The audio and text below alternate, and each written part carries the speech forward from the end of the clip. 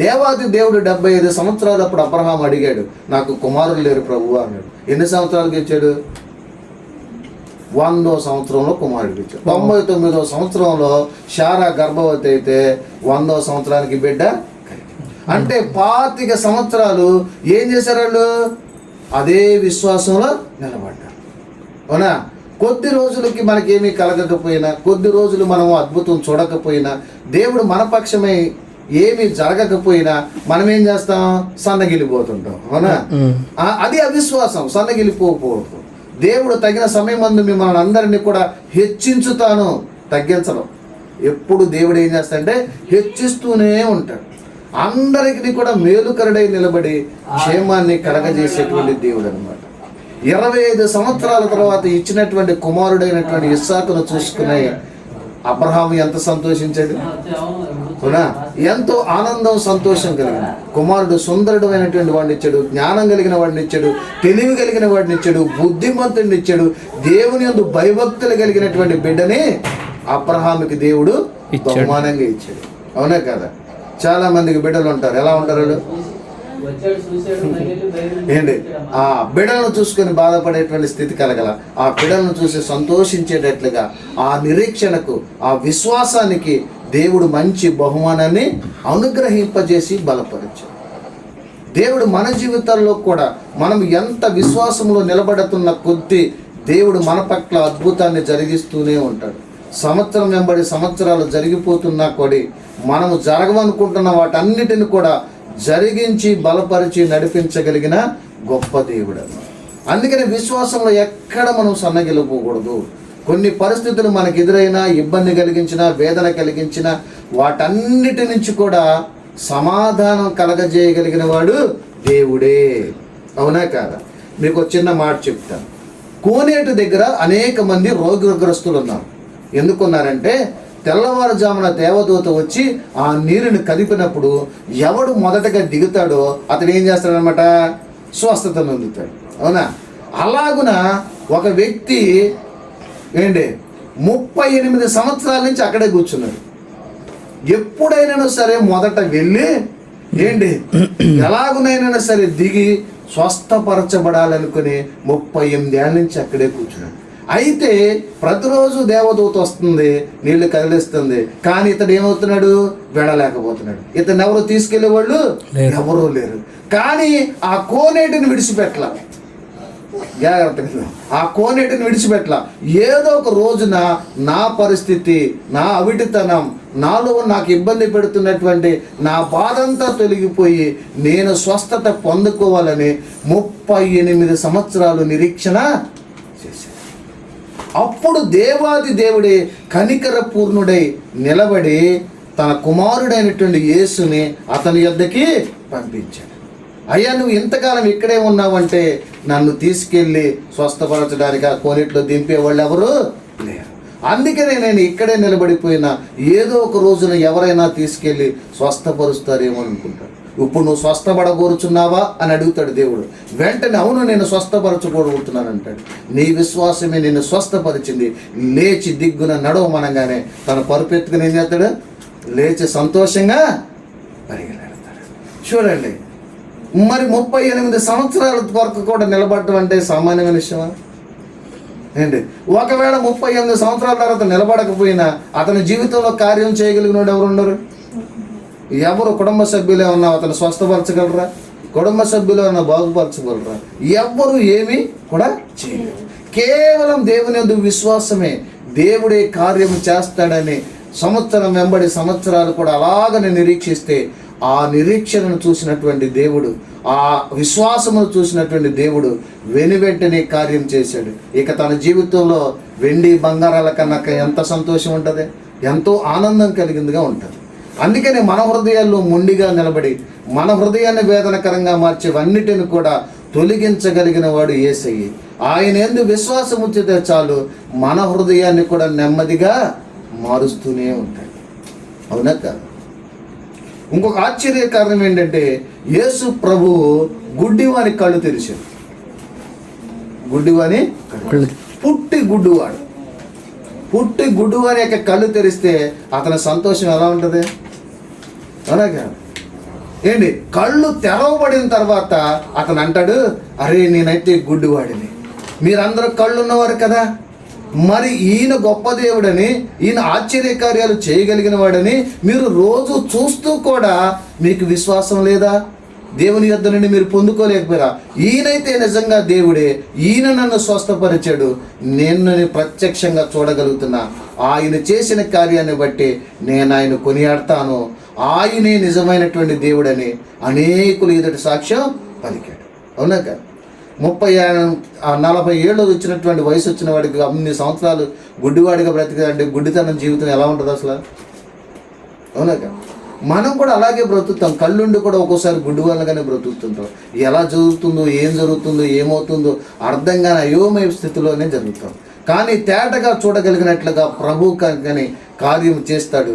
ఆ కార్యం చేయగలిగినటువంటి దేవుని వైపు కానీ మనం నడిచినట్లయితే దేవుడు మన జీవితాలన్నిటిని కూడా ఫలభరితంగా మారుస్తూ ముందుకి తీసుకెళ్ళాడు. అవునా? అందుకనే నిరంతరం కూడా దేవుడు ఉన్నవాడై ఉన్నాడు, నిరంతరము స్థిరుడైనటువంటి దేవుడు ఆయన. ప్రపంచంలో అనేకులు దేవుని వైపు ప్రతి దినము వస్తున్నారంటే వారి జీవితాల్లో కార్యం జరపబడుతుంది. అవునా కదా? నన్ను ఎవరన్నా బలవంతంగా మార్చారా? మాకు ఇల్లు ఇచ్చారా, పొలం ఇచ్చారా, స్థలం ఇచ్చారా? ఎందుకు నేను మారాను? ఆ దేవునిలో ఆశ్చర్యకరుడైనటువంటి దేవుడు ఆయన వద్దకు వచ్చిన వారిని ఎవరిని తోసివేయడు కాబట్టి, ఆయన వద్దకు వచ్చే వారందరి విషయంలో మేలుకరుడై మంచి చేయగలిగినటువంటి దేవుడు కాబట్టి, ఆయన వద్దకు వచ్చినప్పుడు నా విశ్వాసాన్ని దేవుడు కొట్టివేయలేదు.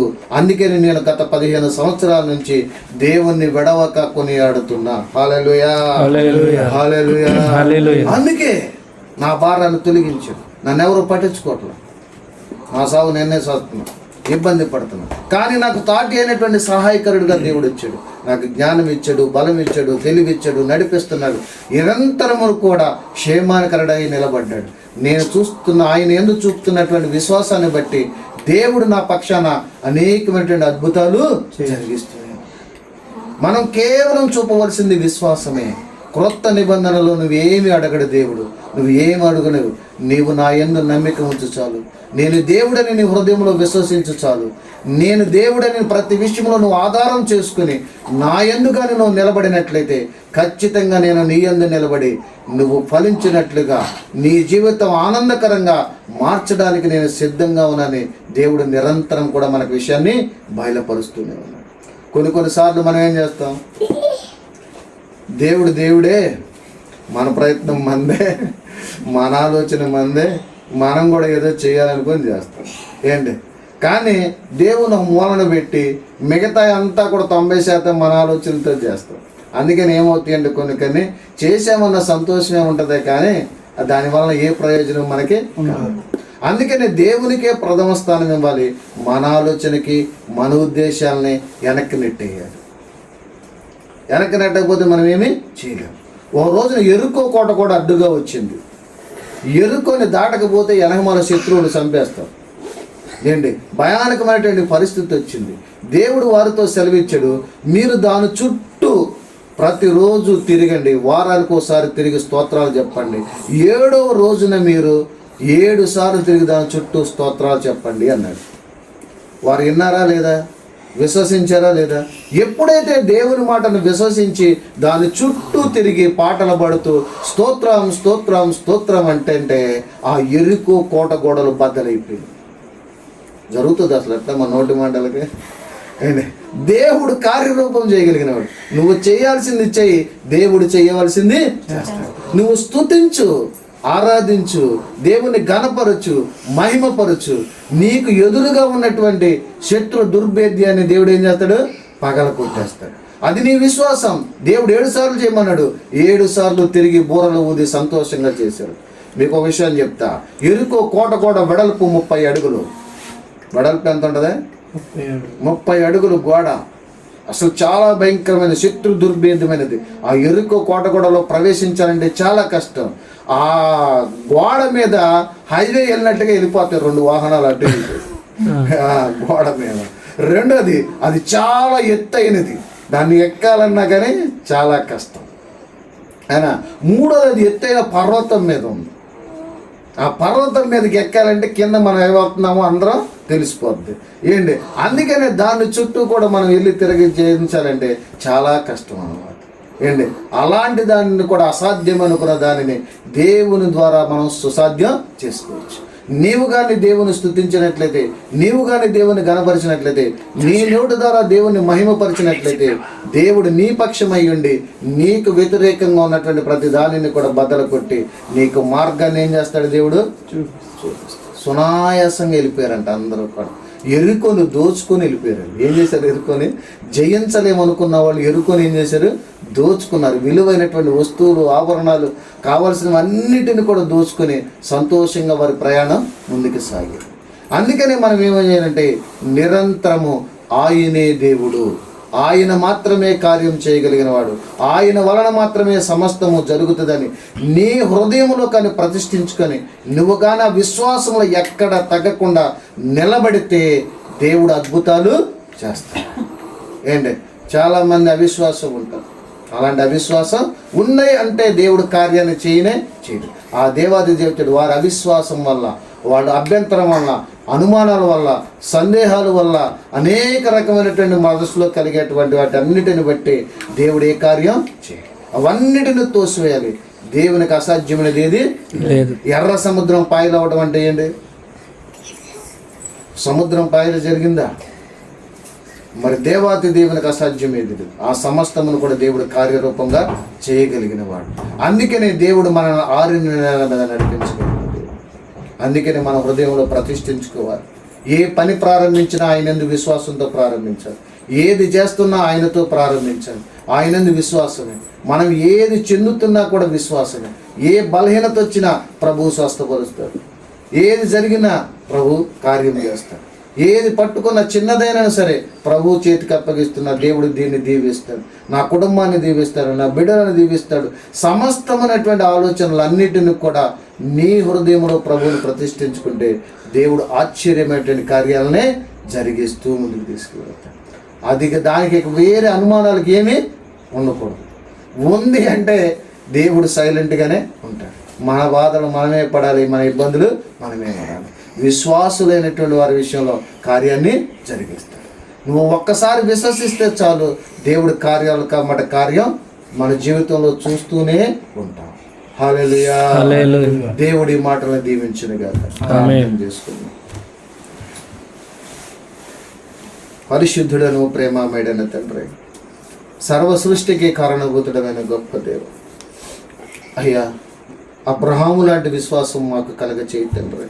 నీ మాట ఎప్పుడూ కూడా ఎందుకు, ఏమిటి, ఎలా అని ప్రశ్నించలేదు తండ్రి. అలాంటి హృదయాన్ని మాకు అనుగ్రహించండి.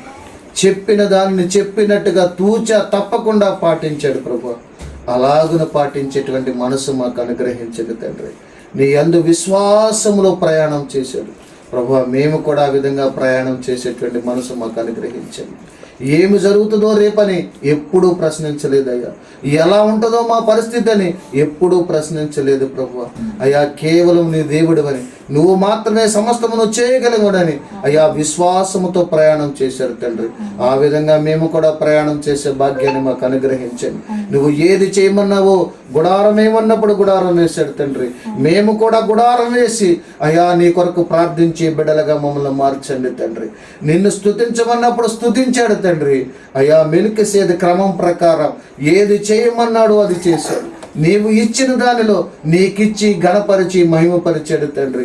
అట్టి మనసును మాకు కూడా అనుగ్రహించండి. అందుకనే విశ్వాసులకు తండ్రిగా, అయ్యా నీకు స్నేహితుడిగా పేరు పొందుకొని సాక్ష్యం పొందుకున్నాడు తండ్రి. మేము కూడా ఇట్టి విశ్వాసములో అయ్యా స్థిరమైనట్టుగా, బలా మంచి విశ్వాసిగా, గొప్ప విశ్వాసిగా నీ ఎదుట నిలబడేటువంటి మనసు మాకు అనుగ్రహించండి. అట్టి కావలసినటువంటి సహాయాన్ని మాకు అనుగ్రహించండి. ఏ సాతానుడు మా విశ్వాసాన్ని దొంగిలించకుండా, అయ్యా మాకు అపనమ్మకం కలగకుండా, అవిశ్వాసము కలగకుండా వాటన్నిటిని కూడా దూరపరచమని ప్రభువా ప్రార్థిస్తున్నాం తండ్రి. అయ్యా నువ్వు మా పక్షమై నిలబడి తండ్రి. అయ్యా మా విశ్వాసం దినదినము వృద్ధి కలిగినట్లుగా ప్రభువా నీ కార్యాన్ని జరిగించండి. 38 ఏళ్లకు కూడా ఇంకా దేవుని యందు విశ్వాసంలో నిరీక్షించాడు తండ్రి.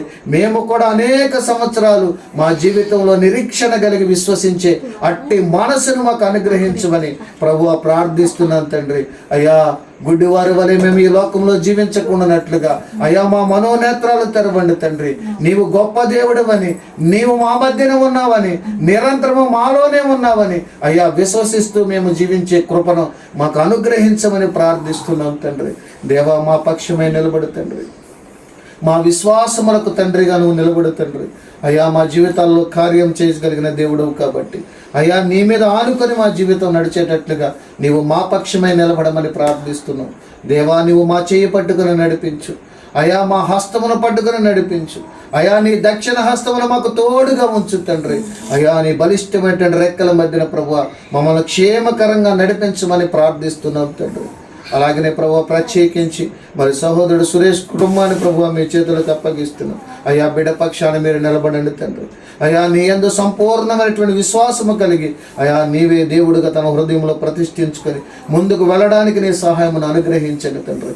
ఒక యజమానుడిగా ఈ కుటుంబాన్ని నడపడానికి కావలసినటువంటి జ్ఞానమును వివేకమును బిడ్డకు అనుగ్రహించి నీ కృపలో బలపరచండి తండ్రి. అయ్యా ప్రేమించి ఇచ్చినటువంటి నందినేని కూడా ప్రభువా మీరు జ్ఞాపకం చేసుకునండి. వారు ఇరువురిని ప్రేమించి ఇచ్చిన బహుమానమైనటువంటి బిడ్డలు ఇరువురిని కూడా ప్రభువా మీరు జ్ఞాపకం చేసుకునండి. అయ్యా వారి పక్షాన్ని కూడా మీరు నిలబడండి. ఈ కుటుంబ సభ్యులు నలుగురిని కూడా ప్రభువా మీరు దీవించండి. నిరంతరము క్షేమాన్ని కలగజేయండి తండ్రి. నీ కృపలో ప్రభువా ఎల్ల వేళలా మిన్నైనటువంటి మేలులు దీవెనలు పొందుకునేటట్లుగా నీ సహాయం అనుగ్రహించమని ప్రార్థిస్తున్నాం తండ్రి.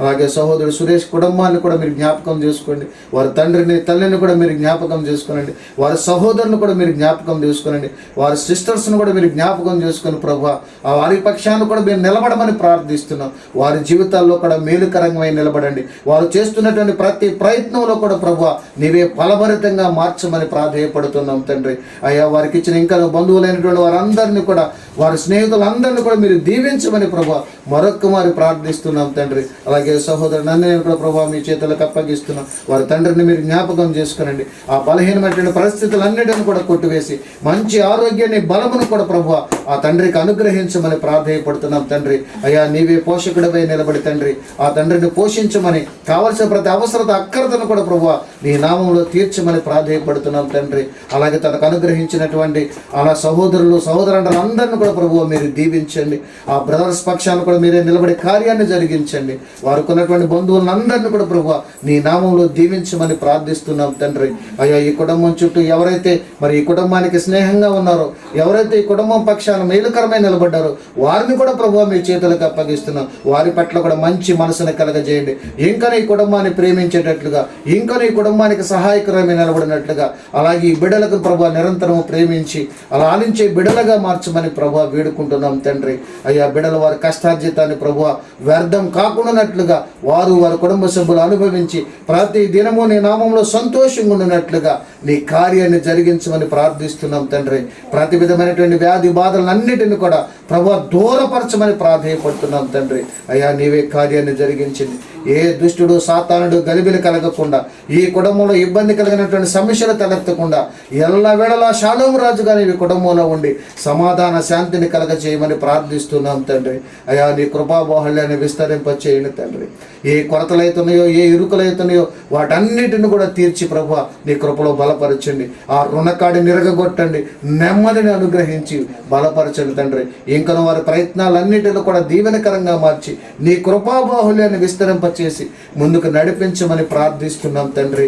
అయ్యా ఈ గృహానికి మీరే కంచి వేయమని ప్రార్థిస్తున్నాం. ఈ గృహంలో మీరే అధిపతి అయి ఉండమని ప్రార్థిస్తున్నాం తండ్రి. అయ్యా నిరంతరము కూడా నిన్ను స్మరించేటువంటి బిడ్డలుగా నిత్యము నిన్ను కొనియాడేటువంటి బిడ్డలుగా అయ్యా అనేకులలో బిడ్డ స్వరాన్ని ప్రభువా తీసుకుని వెళ్ళమని ప్రార్థిస్తున్నాం. మంచి గాత్రం ఇచ్చారు తండ్రి.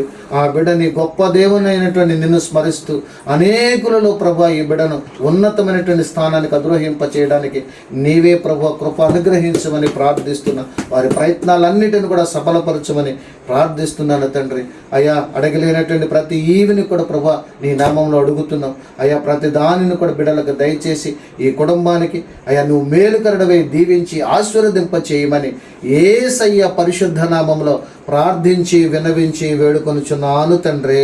ఆమేన్. ఆమేన్. అందరికీ హృదయపూర్వకంగా